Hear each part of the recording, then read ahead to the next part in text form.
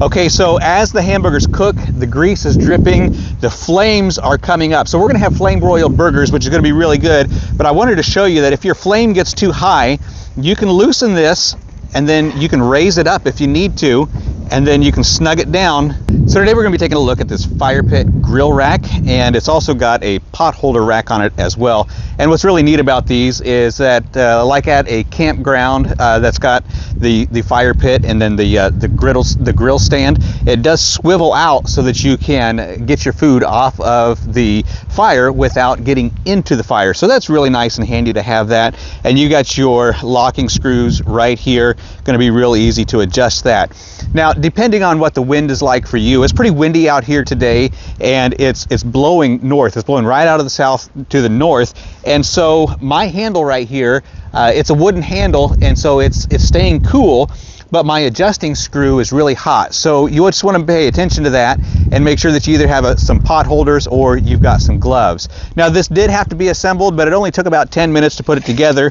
And I just want to show you first how tall this is, and then I'm going to show you how I put it together. So this is standing 45 inches tall. And you can put these racks at any distance just by adjusting the screw and raising up and down, or you can adjust that screw so you can turn your grill plate out. So what you did have to do was put the 4 stakes on, and those just go together just like that. And then you got the 4 stakes into the ground, and that's really solid right there, so it's not going to be moving. And then there is a double-ended screw, so that you can screw the bottom portion and the top portion together. And then you got another screw right here, which puts these 2 pieces together. And again, it was just a couple of minutes to do this, and then it's ready to go. You did also have to put the grate here on the end of this one, just 2 screws that you had to put on there, so no big deal.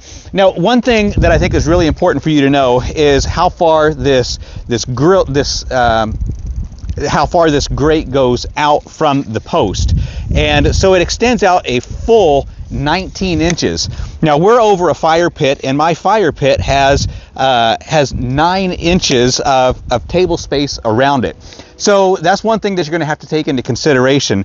Now, my pan holder here, if I had a pan sitting down, it's not going to go right over the fire. It's going to be back off a little bit. So it's on the typical fire pit, or even on a campfire, you're probably going to be just fine with the distance these are from your post. However, if you've got a fire pit, you want to make sure that you get the right measurements. The middle of this rack is exactly 15 inches from the post. So we're going to be able to grill all of our hamburgers right over the fire and not have to worry about that. I would personally like to see this extend out just a little bit farther so that I'm sitting right over the top of the fire rather than to the edge of the fire. This grill rack here is 11 inches by 9 inches, and I'm probably only going to get 4 hamburgers on it. Let me show you what that looks like. My wife pointed out here just a minute ago that I could take this and actually set it right into here, and I can be even closer to the flame if I needed to. All right, so we're going to go ahead and continue cooking these burgers. Going to get a nice char on them, flip them, and then we're going to be good to go. So I really like this. Been looking for one of these for a long time now, and so I think that this is a really great idea. It's going to hold up fine. We've got a small family right now, so 4 burgers is going to be plenty for us. Package of hot dogs on there, going to be plenty for us, and I think that you'd be really happy with this purchase.